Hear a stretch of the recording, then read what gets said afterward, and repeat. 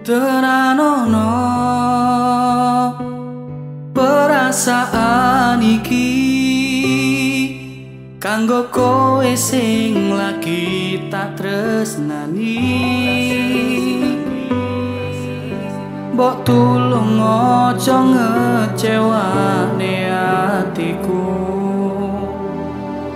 sing kadung pengen bahagiane uripmu.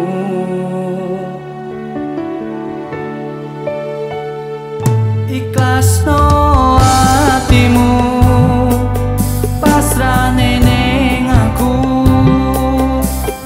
ra bakal tak larani tekane matiku. Ojo sok mikir aku bakal nglarani,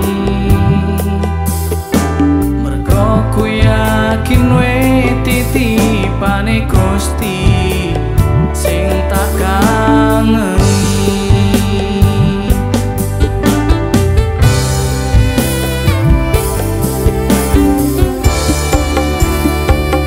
Mestine atimu ora baleni pengalamanku lara,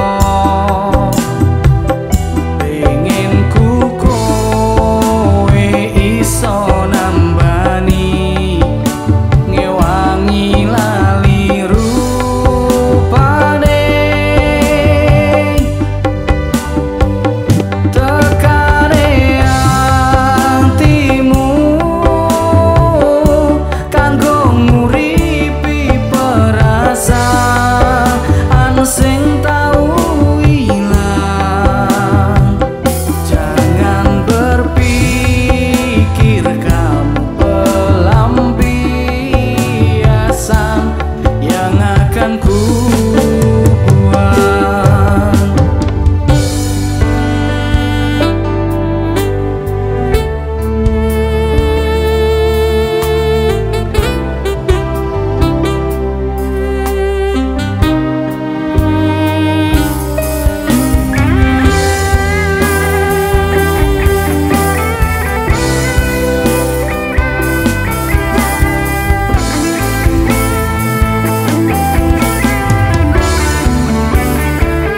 Ikhlasno atimu pasrahne ning aku,